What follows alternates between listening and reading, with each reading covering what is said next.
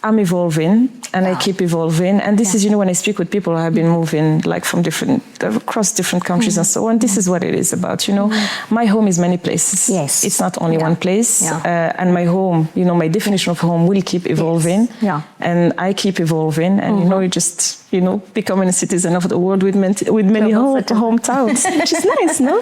And I was thinking about a conversation we had earlier this morning about holding on to your joy. And if you think about manifestation, because I'm such a firm believer in what you manifest. Yeah. So if you hold on to the feeling of joy and what that happy people brought you, you will create more happy moments for yourself. For me, looking up and seeing so many wonderful women from different places at, executive roles tells me it's possible. Yes. Yeah. Of course it's possible. Yeah.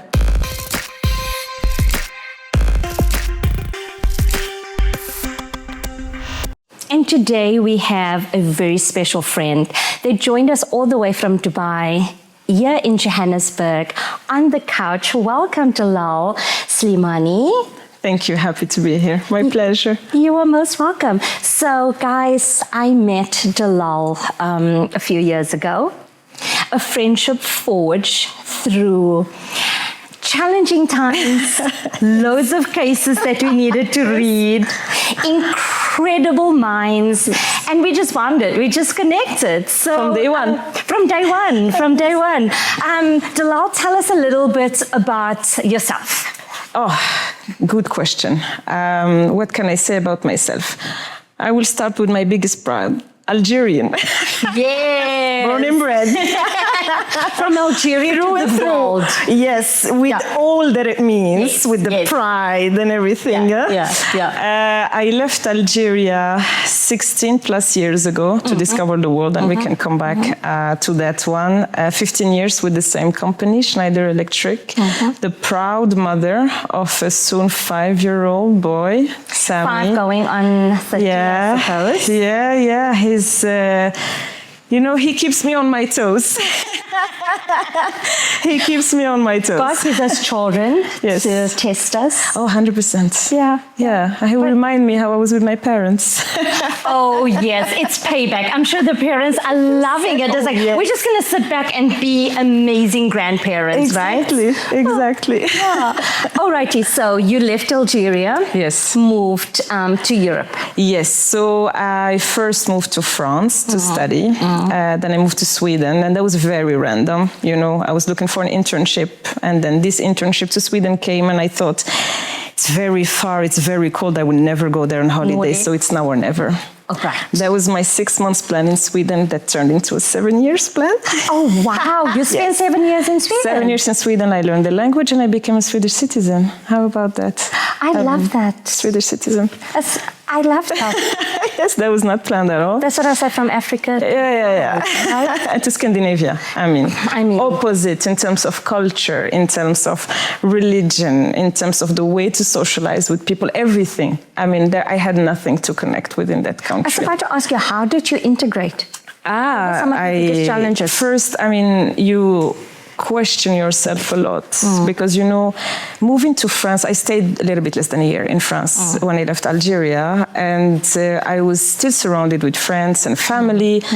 I was in Paris, so Paris was not a new environment for me. I used to go there on holidays, from time to time. And you could speak French? And I could speak French, and, I grew up watching French TV and so on. So, you kind of, you manage. It wasn't a major adjustment. It was more difficult than I thought, being far from family and having to manage everything by myself. And being young. And being young. All this freedom. Exactly, and not having my parents do everything for me, Of course, being really an adult.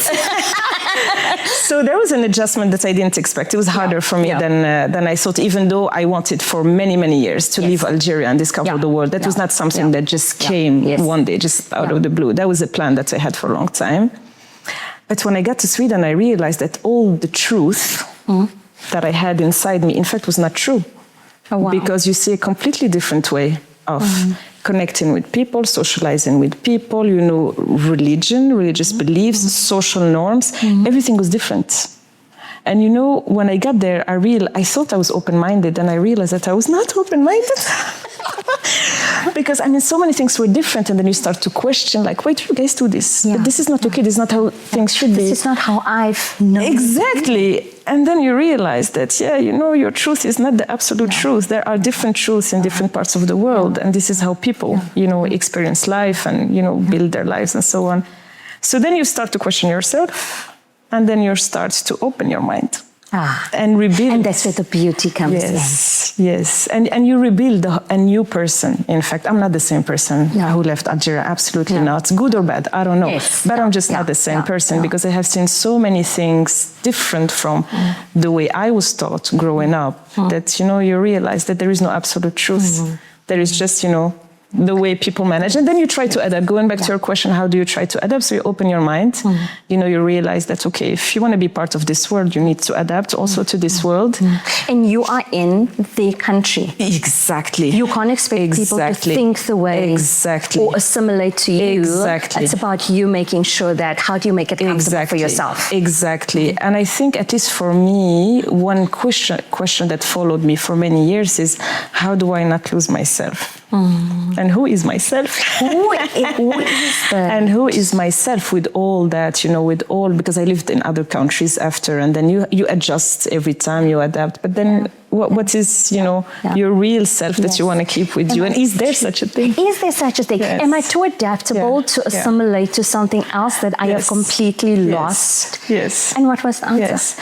I'm still looking for the answer. Okay. But, I also kind of settle in on an answer that is, I'm evolving, and I keep evolving. And this is, when I speak with people who have been moving like across different countries and so on, this is what it is about, My home is many places. Yes. It's not only one place. And my home, my definition of home will keep evolving. Yes. And I keep evolving. And, you just, becoming a citizen of the world with many hometowns, which is nice, no? It's nice. Of course, of course. Yeah. You'll have all these different passports. Exactly. Are you coming and getting a South African passport now?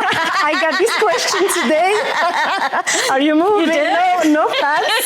But I got the question today. Like, you guys first heard it on our podcast. So one day when she's a South African citizen, you heard it here first.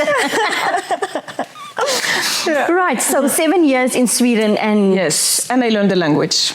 That's also a big part of integration because the way I approached it was, I'm going to live here for a few years. First, I'm very interested in languages.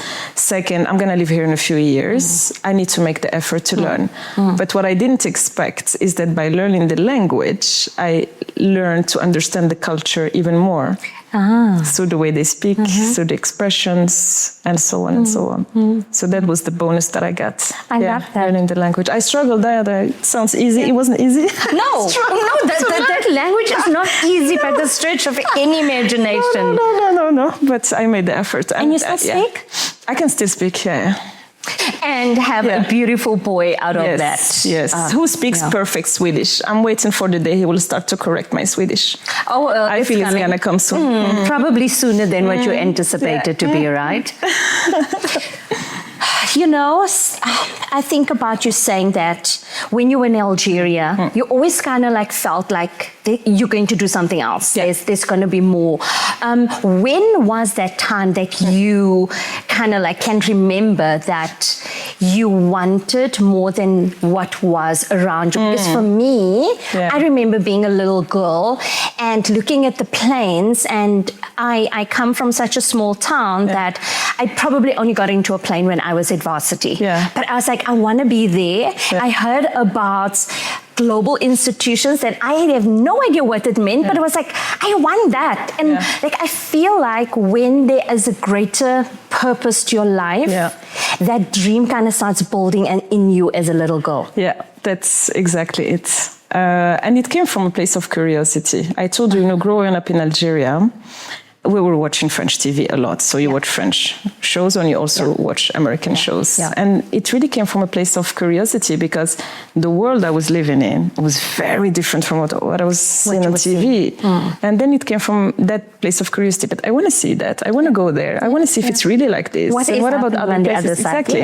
And then, it keeps building up. And as you grow up, you start to think about ways to go to these places, how, and then studies, and then work, and so on.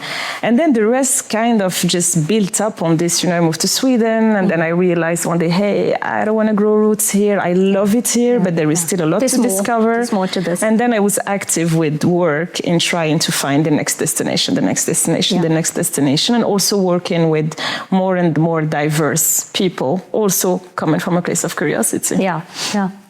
And then from there you moved to Singapore? No, I moved to France. Oh, I missed something. Back to France. Back to France, to Grenoble and then Angoulême, two beautiful regions in France, 5 years.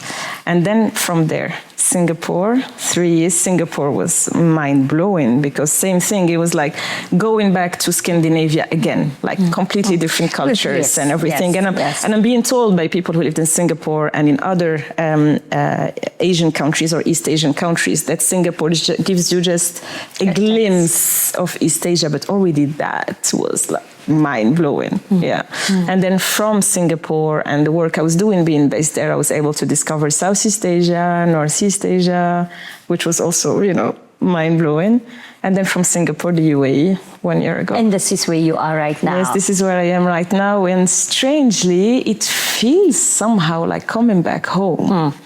Strangely, I did not expect it. But, first, I'm surrounded with a lot of people who speak Arabic. I haven't spoken this much Arabic in a long time. Wow. The diversity in the UAE is like nothing I have ever seen anywhere in the world. And there are Africans. I'm surrounded by my African people. And there's so many South Africans there as well, right? also. So it feels in a way like coming back home. And I didn't expect it to feel like this. I wanted to be there for various reasons. But when I got there, I felt like, hey, this is a place where I can stay for a few years, actually. Love that. So let's talk about your work. You studied a very technical degree, got into that, but now you are vice president in strategy. You take, tell us a little bit about Schneider Electric, because I know they are responsible for powering so much of the world, bringing light to the world. And how did you transition from a very technical professional career to what you're doing now is very broad, because you need to understand world dynamics. So of course, your experiences across the different geographies and regions is playing a part, but how did you transition? And then how did you find it? Okay, so I will start with Schneider Electric. So as I said, this is the only company I worked for since I graduated from my second technical degree. So we advance energy technology. We sit at the intersection of electrification, digitalization, and automation. And we position on two main domains, everything around energy management and critical power. So we don't actually produce energy, but we develop the technology that help you manage your energy in an efficient, smart, clean way. And we have another vertical around industrial automation, which is everything around the efficiency of the industries. And we are positioned on data centers, infrastructures, buildings, and industries. I think this year must be 190 years old. Very proud to be there. Multiple recognitions in sustainability, inclusion. So I'm very proud of the company. So my story with Schneider Electric starts with that internship in Sweden. Very random, extremely random. Saying yes to an opportunity, huh? Exactly. It's saying yes to an opportunity and saying why not. Yes. That was really one of the many why not moments I had in my career, and I'm really happy I jumped on the train. So I'm an industrial engineer. I graduated in Algeria from Polytechnic School. I moved to France for a second degree in another engineering school, Mines de Paris, logistics and industrial management. And then I started at Schneider Electric with a 6-month internship. Okay. I started in supply chain logistics manufacturing. So I spent 10 years in factories, distribution centers, doing all different types of jobs. Started at the lowest engineer position, methods engineer, looking at processes, efficiency, and so on. And then I made my way around after that. And what happened is that after 10 years, I I think, lucky and also had a lot of yes, why not moments that allowed me to see many things and work on many interesting projects and positions. I realized that 10 years there, I have done many things, many different things. I was very comfortable. I had very nice network. I knew who to call for anything. I knew they would pick up and they would help me. Still, you always still have a lot of things to learn, of course. But I realized also that the next chapter for me would be probably a few things that I have done before, but bigger, more complex, maybe faster, and so on and so on. And at the same time, in my last two positions, during these 10 years, I started to be more and more exposed to the customers. And again, a place of curiosity. Of course. And then I wanted to double click on that. Yeah. So then I went to my management and I said, hey, after this, I want to take a position that is customer facing or closer to the business. This is what I want to learn. And I get a lot of doors closed in my face because your profile is not a business profile. You have never done sales before, and I was already having a vice president position there. So how am I positioned in new roles and everything? All these kind of discussions, and it's fair, of course. I mean, people want to take risks, but they want to take calculated risks, and it's also a risk that I was taking in my career. And finally, being, I guess, at the right place at the right time, meeting the right people. One day someone decided to take a chance on me, and I was given the task to build a new segment for Schneider Electric, the semiconductors segment, and that's how I moved to Singapore also. And it was so difficult in the beginning. Oh my God. You were like, why did I? Oh my God. I struggled. Oh, I struggled. I felt like I was thrown in a completely different company. I had a network. I didn't have a network anymore. I knew my stuff. I didn't know my stuff anymore, Yes. And I started my job literally 2 weeks before global lockdown due to COVID.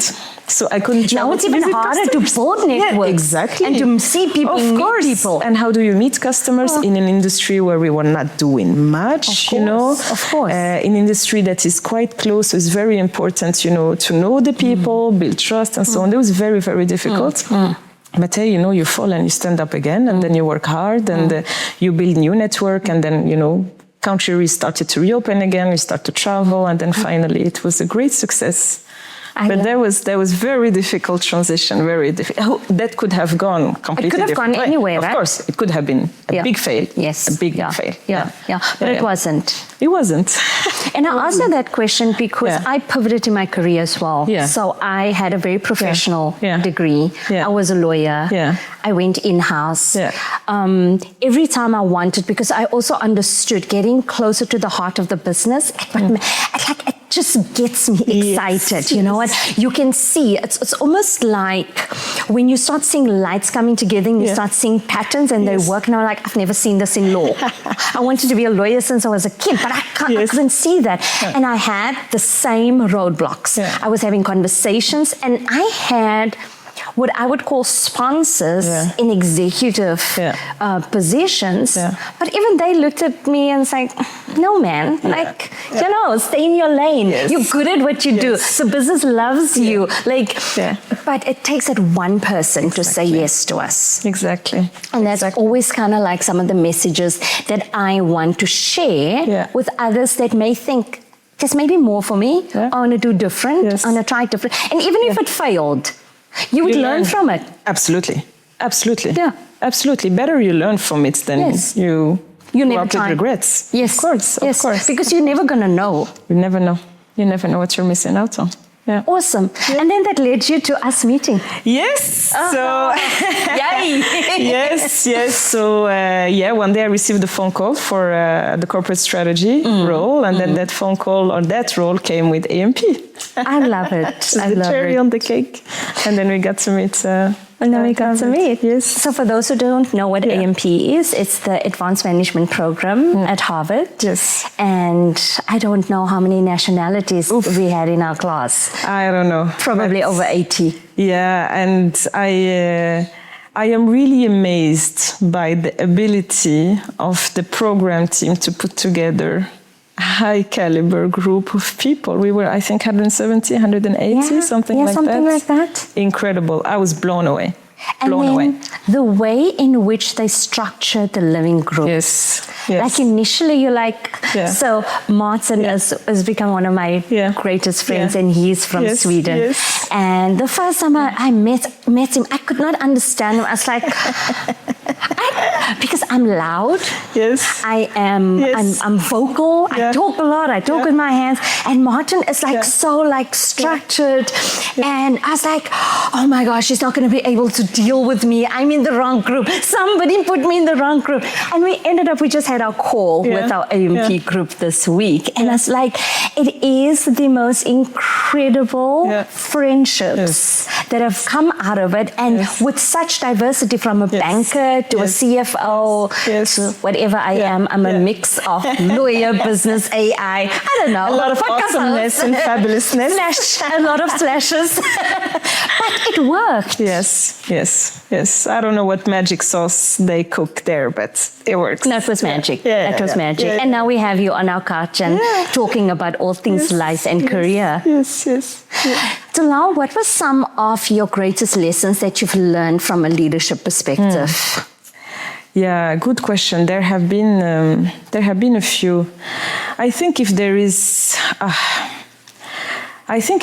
one thing, and there are many things and many lessons, but I think if there is one thing that I take with me and I try to practice as much as possible is, beyond titles, achievements, and so on, of course, there is some kind of power and influence that come with title, with your position in the company, and so on.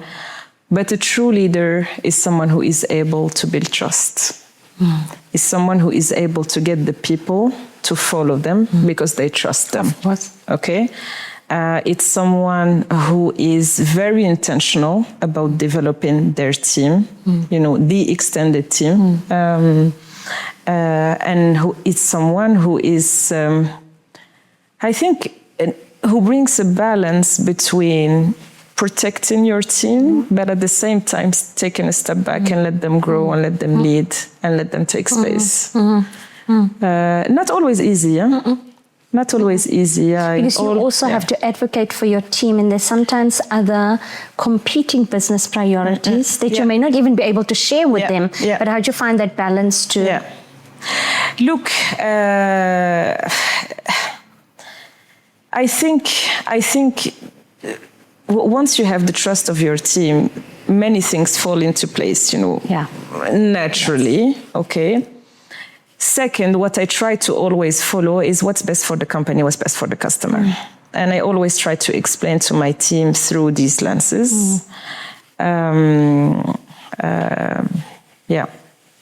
It reminds me of Professor Pellepeu. Yes. Which lens are you looking at it? Yes, that was a good learning. It was, but it is really important, right? It is. And I think consistency. So you've got the trust with your team, but they know that you are always going to be consistent. If you're able to do something, you will. You stick to your word. And having the courage to tell the hard truth. Oh, yes. Which is not always easy. How do you do it? But look, you need to have courage. And you put yourself in the shoes of this person. If I'm not doing a good job, I want people to tell me. So I need to, have the courage to tell. And, to stand by my position, because sometimes people don't want to hear it. Of course, you need to be factual, bring examples and so on, but you need to have the courage. I think it's very unfair to keep the development feedback for yourself because of lack of courage. Positive feedback, of course, also. But I think there is a serious dose of courage that must come with leadership. Sometimes it's called upon you to do the things that's not popular, and you'd rather be not popular, but retain the trust. And I would rather be known as someone who says the truth. And even in life we want that, right? Of course. In your relationships, in your personal, in your friendships. Of course. You wouldn't want your friend to lie to you and say oh my gosh, you look so nice in that outfit. And then we get to the restaurant and everyone goes why do our friends let her go out looking like that? Be honest. Yes. I love it. Amazing. we learn more from what wasn't easy at times, from the tough lessons, from things that didn't work out our way. And I often have conversations around, like, you know what, growth happens in, like, you know, the rosy days when you get all the promotions. But really, that courage that you need to have to be a good leader came from some challenging times. What were some of the toughest lessons that you had to learn? Yeah, so I will answer this, and I will give you the mirror version. Okay. I will give you the happy pill story. Yes, we like both. That I believe is also very important. It was a big learning for me. Yeah. So I have had many, many challenging moments. I mean, you know, when I speak about my career, I mean, I don't want to give the impression that everything was easy and then thrown at me and everything. Of course, there is an element of hard work, results, being at the right time, at the right moment, knowing the right people, because, you know, you build that. But there was a lot of challenges also. And if I take one, I think it was my first extremely hard emotionally experience as a leader. So I was managing a factory in Sweden. By the way, that's my Swedish. I had to drive down the halls in Swedish, and I didn't want to go there in English, so I really, really made the effort. Anyway, and so, also makes you more relatable to of course. I mean, I spent a lot of time on the lines. I mean, you speak Swedish, you don't speak English. No way, it doesn't make sense. Of course. At least I felt it was very important. So I was managing a factory in Sweden, and then a decision has been taken for strategic reason to move part of the manufacturing to another country, and that means downsizing, I think, a big part of the workforce, and reshifting the vocation of the site, meaning some people who were proud to manage super technical machines would be doing much more simple tasks. And that decision absolutely makes sense from a strategic perspective for the company, is for the greater good. You know, it's still a 150,000 people company that we need to protect. Yes. But it didn't make sense for the people, for my people there, who were doing a good job. The results were good, but the decision was not taken because the results were bad. It was, that's, strategic decision.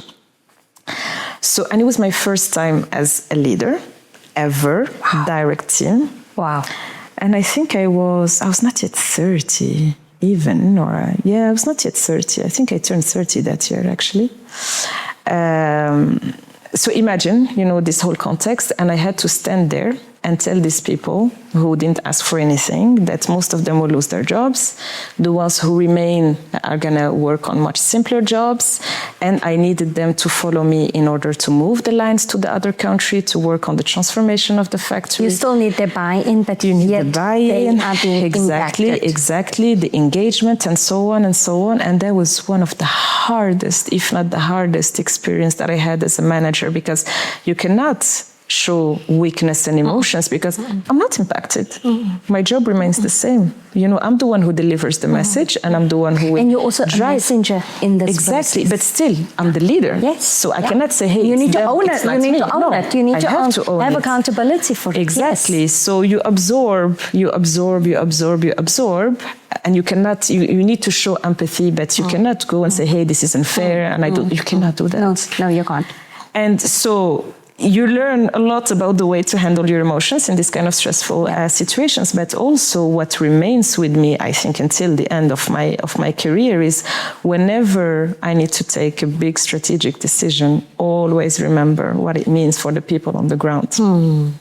This is really what remained with me. Whenever, this means these people. Remember when you had to deliver the message. Is this really what's best for the company? And not just take decisions based on the way you look at building a strategy, at making those corporate level decisions that you don't always understand the downward impact. And it's not only about numbers and Excel files. There are people behind, so make sure you really take that into account. Of course, we always take what's best for the company. It's a big company.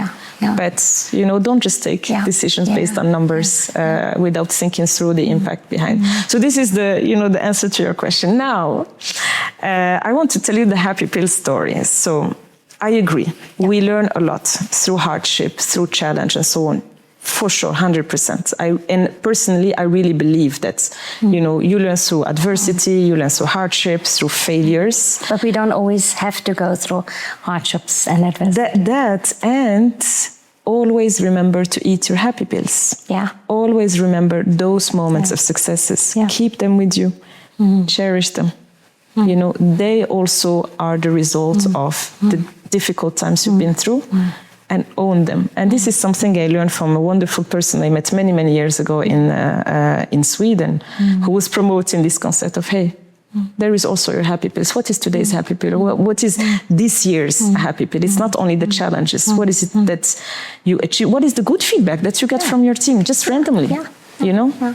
So important to keep that. It is very important. And I was thinking about a conversation we had earlier this morning about holding on to your joy. And if you think about manifestation, because I'm such a firm believer in what you manifest.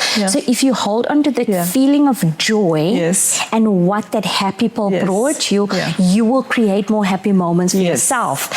And not like, even for me, I know that we learn from failure, but what that has almost unlocked in me is not to be afraid to say yes to opportunities. Because when I was younger, I wouldn't want to do something for the fear of failing. And then I realized, okay, failures will come, but it's going to be stepping stones. But really, I love what you're saying, that take your happy pill, like manifest it, feel it, run with that.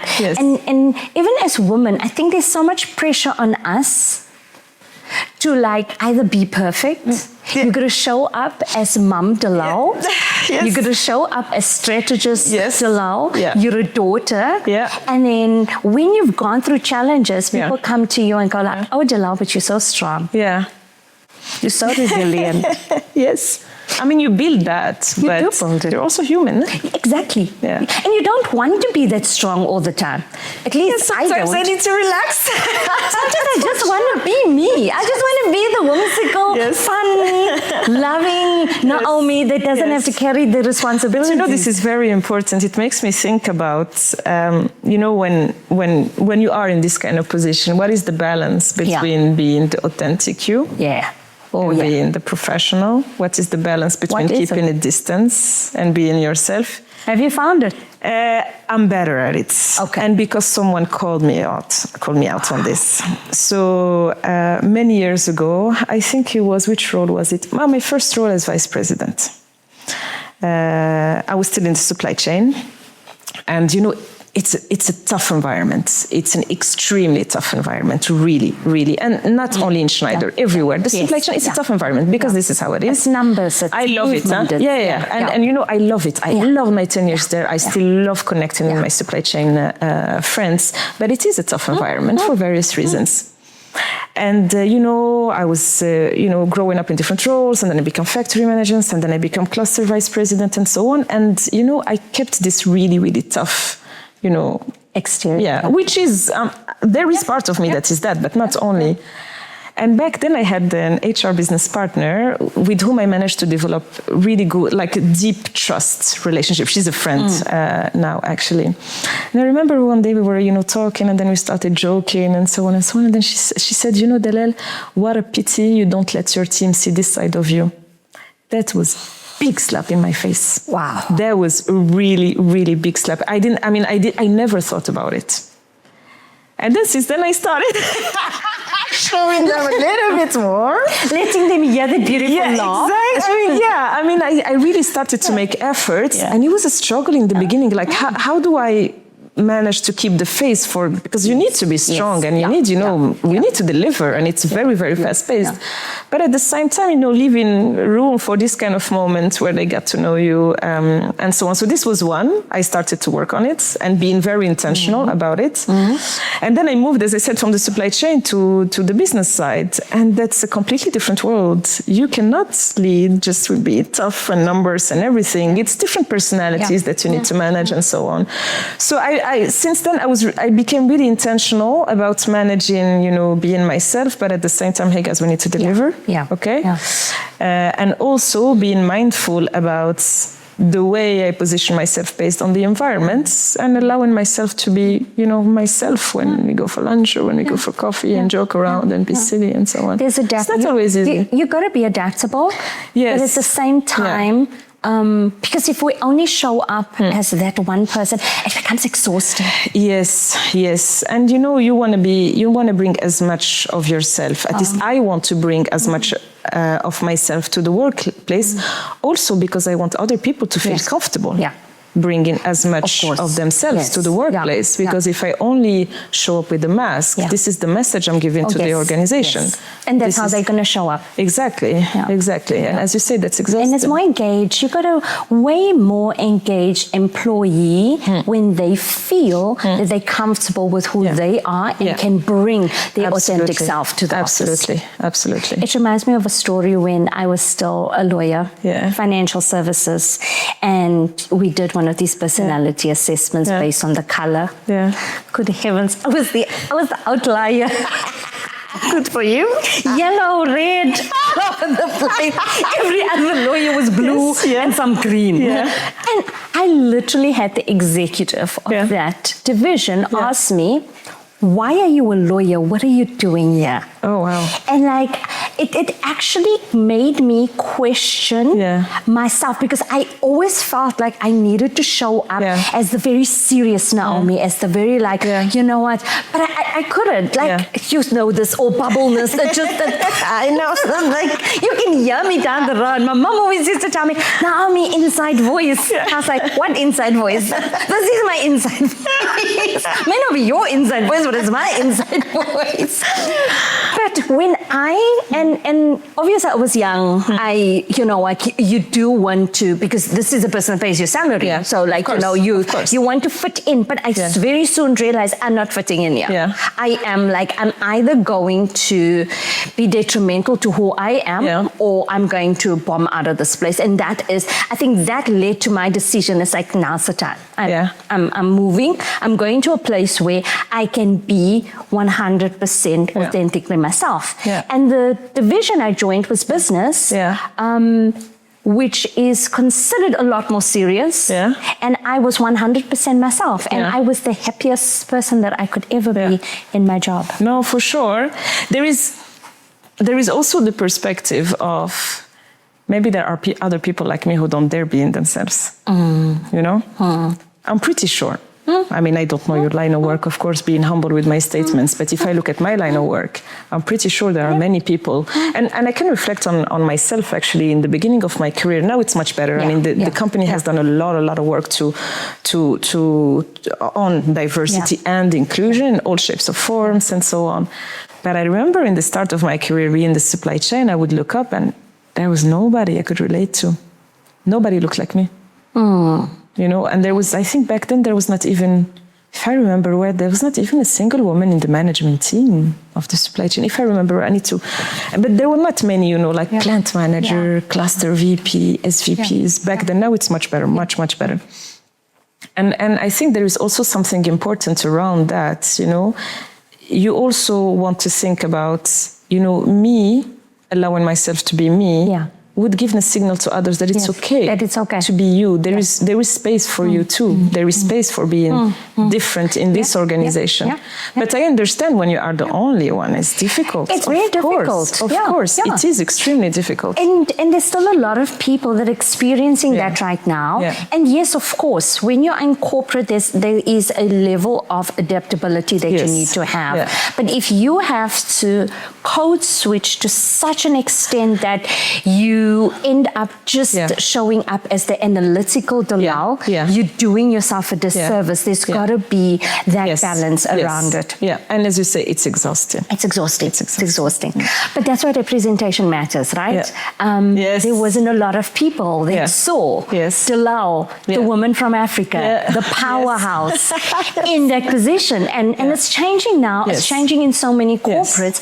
But people need to be able to see and relate. Oh my gosh, I can see someone that looks like me, that comes from, that sounds like, and it's okay. And it's possible. It's possible. It's possible. The art of the possible. For me, looking up and seeing so many wonderful women from different places at, executive roles tells me it's possible. Of course it's possible. We need more CEOs though. Yes, I agree. We do. I agree. 100%. The statistics are. But we're getting there. Yes. Yes. We building. Yes. We contribute to the cause. Yeah. So if we have to strip away all your titles, all your degrees, all the fancy things that comes with it, what is the driving force that gets you to get up in the morning? Who is Dallal outside of your wonderful, brilliant achievements? I know you've won some awards, but if that has got to go away tomorrow, what will drive you? Okay, so I'm gonna give you an answer. So if my work life disappears, work life titles, all of that, scuba diver, and I'll probably be engaged much more in everything around marine life preservation. Wonderful. Yeah. If tomorrow I don't need to work for money, this is something I will do. Something that you love. Yes. More time scuba diving, more time engaging. And Sammy? Of course. I mean, that's the foundation. Of course. Beautiful. Yeah, but he will scuba dive also. You'll scuba dive with you. No choice. You go save marine life. And his whole room is like fish, marine life. Influence at a young age. Of course. Nature versus nurture. Exactly. So beautiful. So beautiful. Alrighty. I am going to ask you a few questions. Yes. You just answer. Okay. No thinking about it. Just whatever comes to you. The younger version of me will be surprised that I made it this far. Big time. Love it. Yeah. The one thing I wish more women in leadership would give themselves permission to do is give yourself more empathy for yourself. Oh, that's a good one. Yeah. More forgiveness, grace. Grace and empathy for yourself. We're very good at having empathy for others. Don't we? We're harder on ourselves. So, and that's something I was called out on and I worked on for many years. So this is very important. Yes, very important. Very important.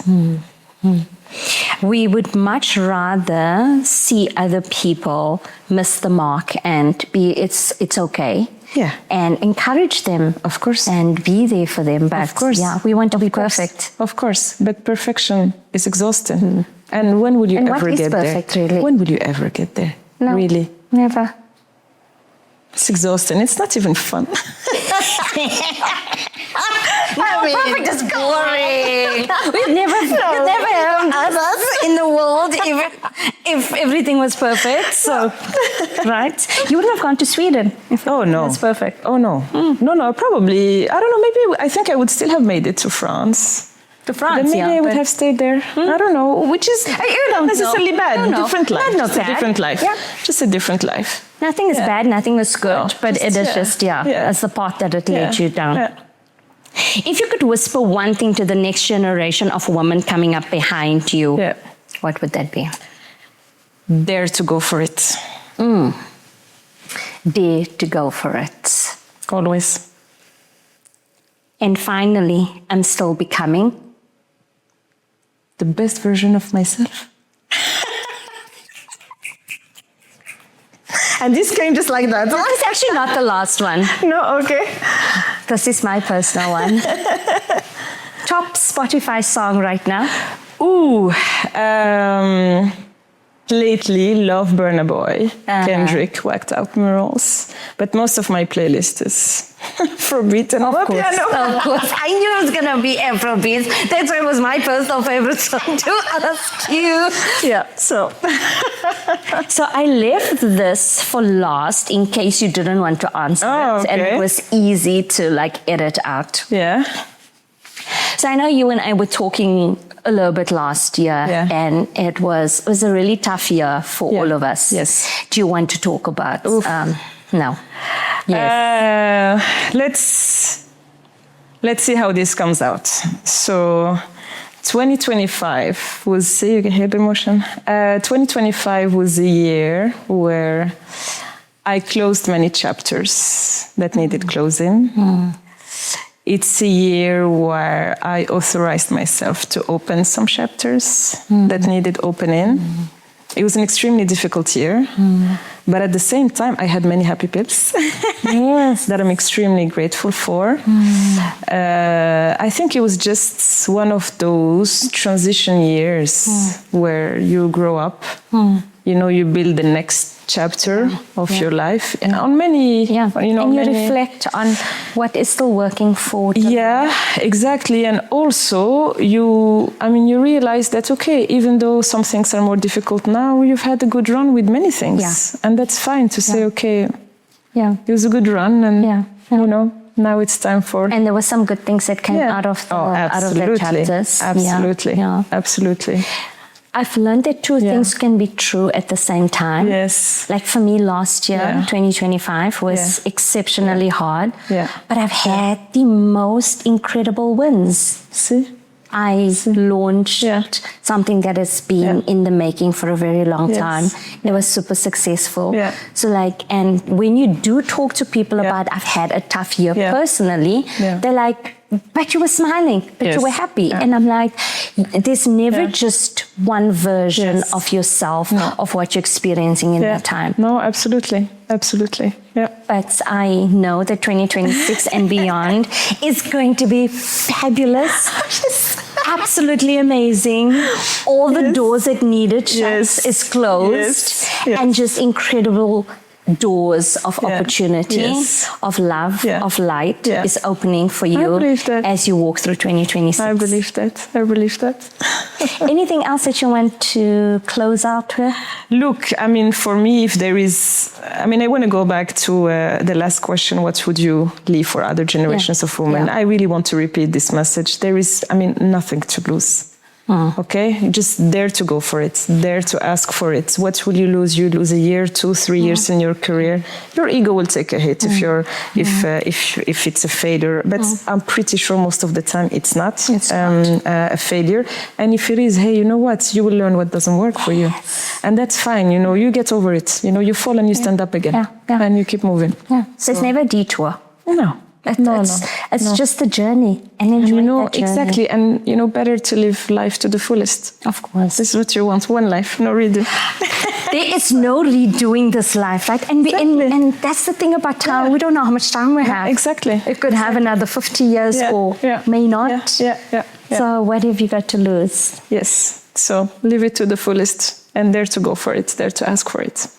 Dallal, thank you for sharing your journey with us. Thank you. Thank you for inspiring me. Thank you for encouraging me. And I wish you just so much love, light, and happiness. Thank you so much. Same to you, my friend.